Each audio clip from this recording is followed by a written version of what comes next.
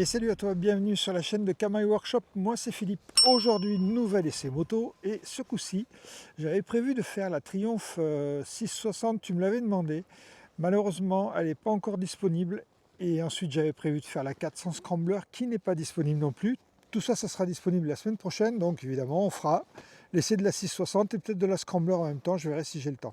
En attendant aujourd'hui, je vais quand même te présenter une moto que j'estime être une moto d'exception puisqu'on va parler de l'Aprilia Touareg 660 Rally. Je te montre ça tout de suite. Regarde-moi cette magnifique machine que j'ai ici. Donc comme d'habitude, cette moto m'a été prêtée par la concession Patrick Salle de Boé. Merci à Christian pour m'avoir préparé la moto. C'est une moto qui est pas super facile quand même à trouver en essai. J'avais déjà fait, souviens-toi, la Touareg l'année dernière, mais je me suis dit que celle-là avait un intérêt parce qu'il y a quand même de grosses modifications qui ont été effectuées par rapport à la précédente version. Ce que je te propose, c'est qu'on va commencer par ça, on va regarder les modifications et après on parlera de quelques spécifications techniques. Donc premièrement, c'est cette magnifique couleur que tu as ici, Aprilia Racing. Alors tu sais que la Touareg a gagné 2 fois l'Africa Eco Race et cette déco elle est issue de ça, mais elle est issue aussi de, si tu t'intéresses au MotoGP, je trouve que c'est un peu les couleurs de Aprilia MotoGP et je trouve ça magnifique. Donc on a d'abord cette couleur qui est spécifique à cette moto. On a cette demi-ligne SC Project, donc demi-ligne puisque tu gardes le catalyseur. Donc tu vas retrouver ces jantes dorées avec une spécificité autant à l'avant qu'à l'arrière puisqu'on a des pneus avec chambre à air. On verra tout à l'heure pourquoi ils ont mis des chambres à air. Ensuite, autre spécification, tu vas trouver un super sabot aluminium, tu vois, qui est balèze, de chez Balèze, qui lui donc va te permettre de t'engager en tout terrain puisque l'avantage de cette moto, c'est qu'elle est vraiment faite pour faire du off-road. On va trouver une fourche Kayaba de 43 mm qui va débattre sur 240 mm de débattement. Donc on a une plus grosse fourche avec surtout des réglages qui sont beaucoup plus fins sur chacun des fourreaux. Tu peux tout régler, compression, détente, enfin tout ce que tu veux sur les deux fourreaux. Ensuite, tu vas trouver à l'arrière un amortisseur Kayaba qui est aussi réglable dans tous les sens et avec une petite molette ici que tu peux régler. Et on voit que si tu veux, il est monté sur biellette, ce qui veut dire que tu vas avoir un amortissement de bon niveau. Donc ça c'est pour les amortisseurs. Tu vas retrouver aussi des pare-mains qui sont enfin des pare-mains avec lesquels tu vas pouvoir t'engager en tout terrain et ça risque pas de casser puisque là ici c'est du métal. On a la barre métallique, ça ressemble un peu au Barkbuster, mais tu vois, ça c'est d'origine sur cette moto. Donc ça c'est pas mal. L'autre changement par rapport à la version de base, c'est qu'on va trouver un guidon couleur or, du plus bel effet. Qu'est-ce que j'ai oublié de différent? Oui, autre différence, tu vas trouver un garde-boue haut ici, alors que sur la version de base, tu as un garde-boue en position basse. On a ici un protège radiateur qui est monté. Tu vois une moto qui est différente de la version de base. Je reviens au niveau des jantes. Pourquoi ils ont mis des jantes à chambre? Parce qu'ils sont partis du principe que comme c'est une moto qui peut être engagée en tout terrain, et va voir les vidéos sur l'Africa Eco Race ou même les vidéos de certains qui sont vraiment forts en tout terrain, de la façon dont ils la manient, en fait ces jantes, si tu veux, si jamais tu prends un caillou, tu vas venir déformer ta jante. Si jamais elle est tubeless, c'est mort. Tu es bloqué et tu peux plus rien faire. Alors que si jamais tu as une chambre à air à l'intérieur, tu peux continuer. Alors tu vas me dire oui, mais c'est peut-être plus difficile à réparer. Ok, c'est vrai qu'il va falloir démonter ton pneu pour venir changer ta chambre à air. Autre solution, tu mets une bombe et puis tu vas réparer provisoirement ton pneu et au moins tu peux rentrer. Alors que si jamais tu prends un impact sur une tubeless, tu ne pourras plus rentrer. Donc pour le tout-terrain, c'est quand même pas mal. Cette moto d'origine est équipée de Pirelli Scorpion Rally STR, des pneus qui sont excellents, j'ai eu l'occasion de t'en parler, autant sur la route, enfin pour moi c'est sur la route, mais autant en tout-terrain léger. Voilà, ça c'est les différences que tu peux avoir par rapport à la version de base.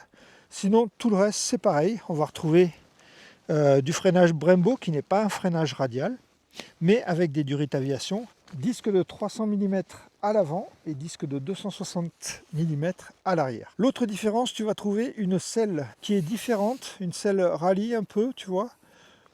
Alors, comme ça on la voit assez souple, bon je te le dis tout de suite, c'est ferme quand tu t'assois dessus. Par contre, il y a un avantage, c'est que ici, c'est super étroit. Pourquoi c'est important? Parce que je vais te parler de la deuxième différence. Ici, on a une hauteur de selle de 913 mm.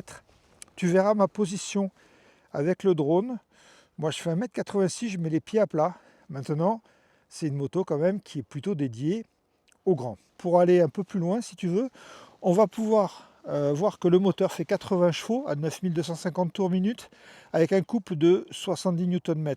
Donc c'est un 660 bicylindre, un moteur qui est bien connu chez Aprilia, que tu vas trouver sur tous les autres modèles Tuono RS660. Ensuite, tu vas trouver des cale-pieds qui sont fixés, que tu peux démonter, des repose-pieds arrière, que tu peux démonter et qui ne sont pas tenus à l'échappement.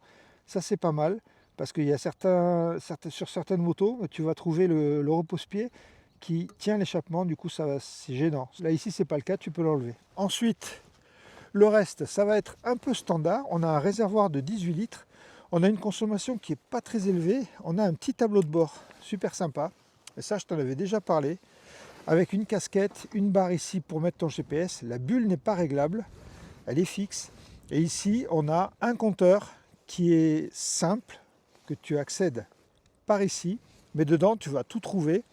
Il y a plusieurs modes moteurs, donc on a le mode Explore, on a le mode Urban, on a le mode Off-Road, et là tu vois Off-Road, on peut avoir l'ABS désactivé, mais si tu maintiens ce bouton mode ici, tu vas pouvoir désactiver avant et arrière, et ainsi que le traction control. Donc en Off-Road, tu as la solution de désactiver l'arrière ou de tout désactiver. Et puis ensuite, tu vas trouver un mode individuel dans lequel tu vas pouvoir régler ton frein moteur, tu vas pouvoir te paramétrer un mode exactement comme tu l'entends. Je ne vais pas rentrer là-dedans parce que si tu veux, c'est pas le but. Mais sache que tu peux quasiment tout changer. Tu peux connecter aussi, tu vois, il y a la petite icône là, avec le module MIA, tu peux connecter ton téléphone sur la moto. Ça, c'est valable sur tous les modèles du groupe Piaggio. Alors, il ne faut pas l'oublier, tu as aussi ici un port USB.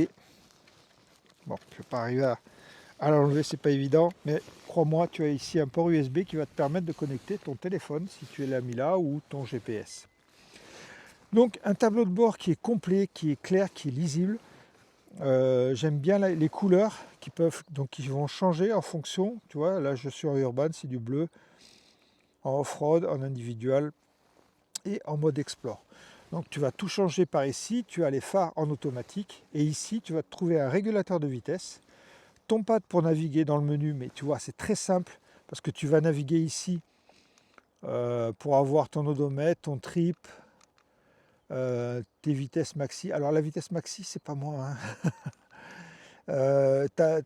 Ta consommation et puis ton traction control que tu vas pouvoir modifier. Donc voilà, donc c'est très simple au niveau du tableau de bord, c'est très clair et c'est lumineux, même quand il y a du soleil, tu vois vachement bien.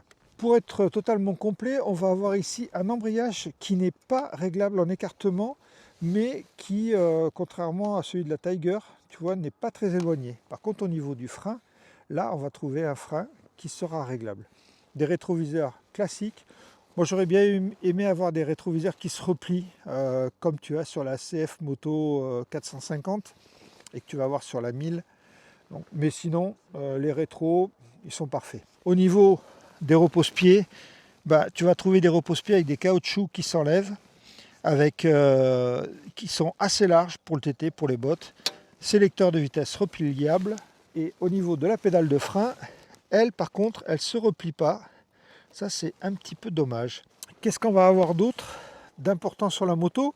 Oui, alors cette moto, elle est équipée d'une centrale 6 axes, elle est équipée d'une poignée ride-by-wire, donc avec des modes moteurs. Par contre, le quick shifter n'est pas d'origine, là ici il n'y est pas, et il est dispo moyennant la somme de 179 € en option. Donc si tu veux équiper, tu peux mettre ça, tu peux mettre les poignées chauffantes, crash bar, tout ça c'est dans le catalogue en option. Je te mets ici le prix de toutes les options. Un truc que je trouve par contre super chouette, et ça c'est tellement rare que ça vaut le coup d'être dit. Regarde-moi cette béquille, tu vois, béquille latérale, avec un pad qui est super large. Ici, tu vois, je suis dans l'herbe. La moto, la béquille ne s'enfonce pas, et ça c'est d'origine. Ça, je trouve que ça c'est intelligent, parce que sur beaucoup de trails, c'est pas le cas, ça n'existe pas, et c'est un peu dommage. On va passer voir ce qu'il y a sous la selle. Donc voilà ce qu'on trouve sous la selle. On va trouver ici, ça je pense que c'est la pompe à essence, mais j'en suis pas sûr. Une batterie et c'est tout. Et tu vois que c'est, il n'y a rien du tout. Alors le filtre à air, je ne sais pas où il est. Si vous êtes possesseur de cette moto, n'hésitez pas dans les commentaires à me dire où est le filtre à air. Peut-être qu'il est sous ce cache ici, je ne sais pas. Mais tu vois que sous la selle, bon, tu ne pourras pas mettre grand chose. Et ici, je ne vois pas de boîte à outils. On a fait à peu près le tour de la moto. Je t'ai pas parlé de son éclairage, mais tu l'avais déjà vu sur l'autre. Ici, signature lumineuse super sympa de l'Aprilia. Et bien sûr, on a des clignotants LED. Alors, pas de warning sur cette moto, c'est un peu une habitude dans le groupe Piaggio. Et ici, le feu qui est sympa. Ça me fait toujours penser au langue des Rolling Stones, je sais pas pourquoi, mais voilà, il est quand même assez stylé. Ce que je te propose, on a vu qu'on avait un SC Project qui était dessus, qui est super beau. On va écouter ce que ça donne.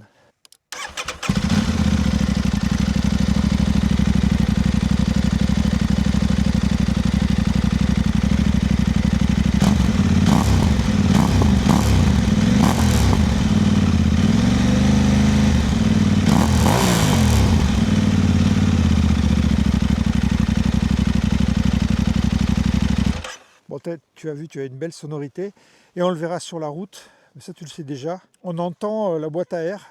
D'ailleurs, ça me fait penser que puisque je dis qu'on entend, elle doit être par ici parce que c'est par ici que tu entends l'aspiration au niveau de la boîte à air.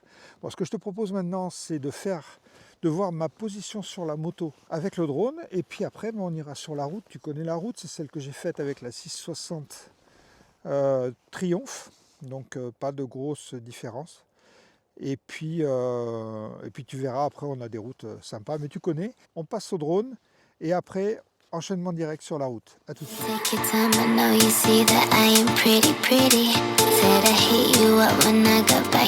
the city, seeing me in person ain't the same as on the TV.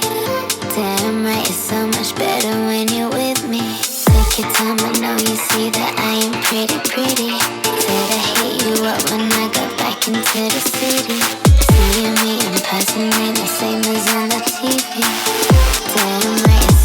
Better when you're with me.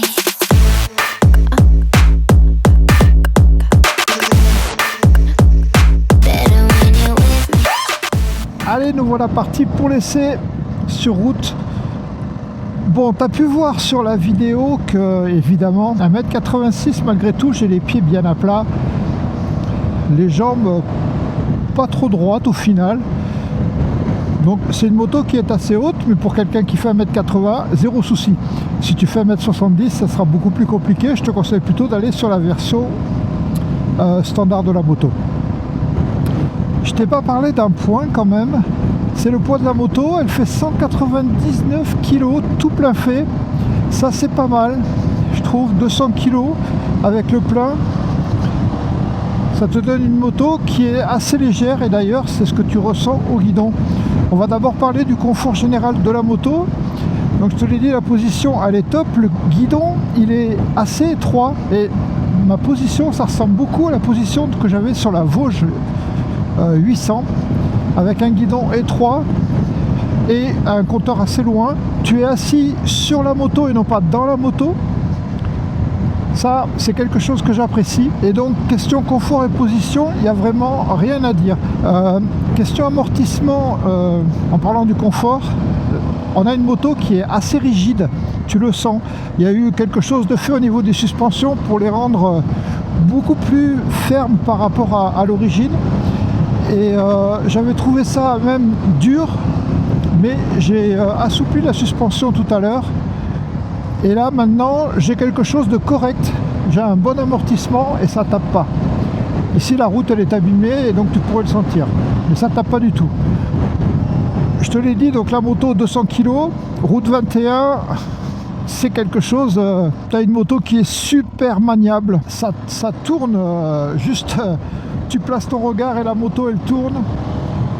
De ce côté là c'est vraiment top. Là maintenant on a une route qui est un peu plus propre et comme tu le vois, bon, je suis désolé, il y a beaucoup de vent, j'espère que tu entendras quand même ma voix et que ça gênera pas trop. C'est une moto qui se place très très facilement et les pneus, même si tu as des pneus qui sont un peu tout terrain, ça te gêne pas du tout pour rouler sur route et pour t'amuser un peu dans les courbes. Je te l'ai dit, ce sont des pneus qui sont, on va dire, à 70% route, 60% route, 40% tout terrain. Donc question, je te l'ai dit, question confort général de la moto, on a un confort qui est ferme, mais pas désagréable. Et question facilité de maniement de la moto sur les petits chemins qu'on a fait tout à l'heure, il y a zéro souci. Maintenant on attaque une route qui est bien plus propre et là on va avoir des courbes plus larges. Et on va voir ce que ça donne. Si jamais le son passe pas, je te reprendrai en off parce que là il y a vraiment énormément de vent. Donc on va parler maintenant de la tenue de route de la moto sur ce genre de route là. Et après je te parlerai de son moteur. Donc on se place très bien, la moto elle est à la fois vive mais stable. C'est dû à la rigidité un peu de sa suspension. On a vraiment l'impression que ça tourne d'un bloc. Il y a eu un gros travail sur l'amortissement et tu sens qu'il y a eu de la rigidité qui a été cherchée. Et sur la route, c'est assez plaisant parce que c'est une moto qui te paraît sûre, que tu places et que tu jettes dans les courbes. Tu vois, ce petit enchaînement.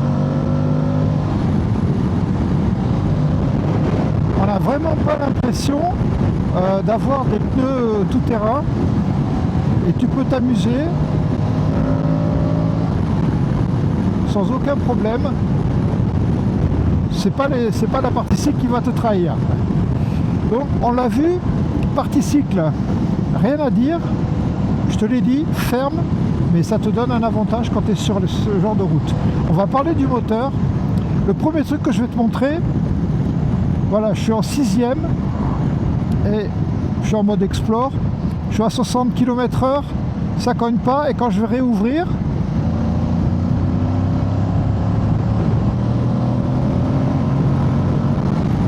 ça repart super bien. J'ai rarement vu un tel comportement sur un bicylindre. Alors on voit que ça repart bien. La 6ème, c'est une 6ème qui est assez longue, merci à l'Euro 5+.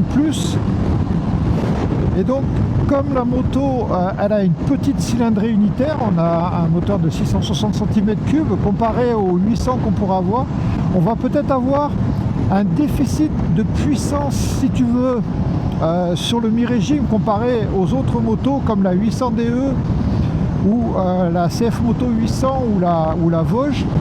Mais par contre, il te donne plus de souplesse. Et ça, c'est un caractère qui est assez intéressant. Tu n'es pas obligé de jouer de la boîte constamment. Tu vas avoir cette souplesse que tu n'as peut-être pas sur les autres qui ont une cylindrée unitaire plus importante.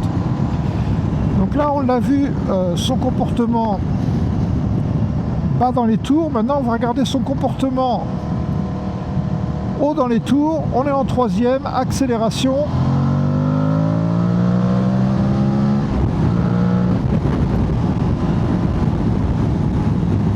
Ne t'inquiète pas pour la shift light, c'est normal, elle était sur le mode rodage, même si le rodage est terminé sur cette moto, je te rassure, je le ferai pas sinon.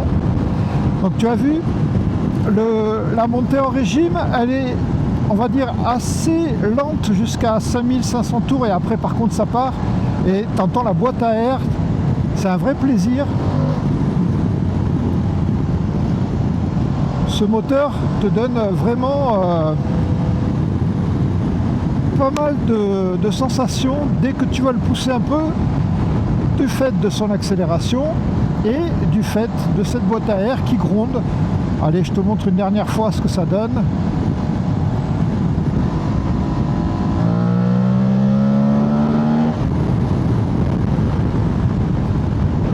Voilà, bon, c'est pas mal. Ce moteur, il est quand même surprenant parce que c'est pas un gros moteur, c'est un bicylindre. Et en fait, tu as la souplesse, tu as un peu tous les avantages, tout ce que tu recherches sur une moto, c'est-à-dire que quand tu n'as pas envie d'en jouer, tu vois comme ici, tu vas te mettre en 5, tu ne regardes pas ta vitesse, tu sais très bien que ton moteur il est souple et qu'il va te permettre de repartir.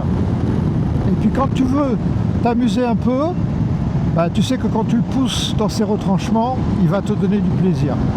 Donc 80 chevaux de nos jours, c'est très satisfaisant. Et parmi les bicylindres, c'est un moteur que je placerai assez haut dans mon classement parce que je te dis, surprenant pour cette souplesse. Donc voilà ce que je pouvais te dire sur cette machine. Si je la compare par rapport... Alors je t'ai pas parlé de la protection, excuse-moi, je t'ai pas parlé de la protection. La protection, je l'ai testée jusqu'à 110 km/h, elle est correcte. Moi, elle ne perturbe pas, j'ai pas de turbulence dans mon casque. Après, ça dépend beaucoup du casque que tu vas avoir. Avec un casque cross, c'est peut-être un peu différent. Mais avec mon casque HJC, j'ai pas de souci de perturbation. Le vent m'arrive à peu près ici, juste au-dessus de ma visière, mais aucun souci de ce côté-là. Pour moi, c'est suffisant, et de par sa destination qui est d'aller faire du tout-terrain quand même, une bulle comme ça, c'est bien, et c'est bien de ne pas avoir une bulle plus haute. Qu'est-ce que je peux te dire par rapport à la version standard de cette moto? Alors la version standard, déjà, ça suffit si tu veux faire du TT débutant. Celle-là, elle va plus s'adresser à quelqu'un qui veut faire du tout-terrain un peu plus engagé, et elle va s'adresser aussi, et là je ferai partie de cette catégorie, à celui qui a envie de posséder une belle machine, parce que je te remonte la photo ici, waouh, franchement elle est magnifique. J'adore ces couleurs, j'adore les couleurs des roues, de la fourche et tout. C'est vraiment une moto super sympa, et tu avais trouvé dur à l'aller, et là j'ai réglé un peu les suspensions, la suspension arrière, il faudrait que je règle la fourche, mais là je ne veux pas tout dérégler pour moi, puis il faudrait un petit tournevis, mais voilà, c'est vraiment une moto de plaisir. Alors on va parler des choses qui fâchent, on va parler de son prix. Elle est à 14 050 €, je te mets exactement le prix là ici. Oui, elle est plus chère, d'autant que la 660 Touareg standard se vend maintenant 1 000 € moins cher, c'est-à-dire à 11 500 €, et donc du coup, oui, tu as un écart. Mais pour moi, si je devais en acheter une, je prendrais, si j'ai les moyens, j'achèterais celle-là, parce que celle-là, elle est exceptionnelle, et avoir une moto d'exception, ça fait toujours plaisir d'avoir ça dans son garage, même si bien sûr tu n'utiliseras pas la totalité de ce qu'elle te propose. On va passer au plus et au moins. Donc dans les plus, moi je dirais son look. Ça, c'est pas discutable. La qualité de ses équipements, que ce soit le freinage, je t'ai pas parlé du freinage, il est hyper puissant, mais c'est la même chose que sur la Touareg standard. Donc il n'y a pas de souci de ce côté-là. La plongée est mesurée, les suspensions sont de bonne qualité. Je t'ai dit qu'elles étaient fermes, donc la plongée, elle est mesurée. Donc ça fait partie des avantages. La finition est excellente sur cette moto, donc tu la payes 14 000, mais tu as quand même une moto bien finie. Ça fait partie des points positifs au niveau de la machine. Dans les points, l'autre point positif que je rajouterai, c'est la béquille latérale, qui est une vraie béquille latérale et pas un truc en ferraille qui va s'enfoncer dans la terre à chaque fois que tu t'arrêteras dans l'herbe. Donc bel effort de la part d'Aprilia pour avoir doté sa moto d'une béquille latérale qui sert au moins à quelque chose. Dans les moins, il y a des petits moins, je dirais le fait qu'il n'y ait pas de quick shifter. Ça c'est un peu dommage. Même s'il est en option, j'aurais aimé l'avoir sur cette moto de nos jours, sur presque toutes les 800 qu'on a vues, qu'on a pu essayer à part la Vosges. On a un quick shifter, donc c'est un peu dommage de ne pas l'avoir, mais il vaut que 179 € en option. Et puis le deuxième petit point négatif, c'est la selle qui est un peu dure. Moi je suis pas sensible aux selles, mais celle-là elle est quand même un peu dur, je trouve. Après, c'est normal vu de sa destination, et puis après tu peux modifier la selle si jamais tu la trouves trop dure. Voilà ce que je pouvais te dire sur cette moto. J'espère que la vidéo t'a plu. Prochaine vidéo, on parlera de la Triumph Tiger Sport 660 et on parlera de la Triumph 400 Scrambler. Et d'ici là, écoute, je te souhaite une bonne semaine et je te dis à bientôt sur la chaîne. Tchuss. We're just getting started.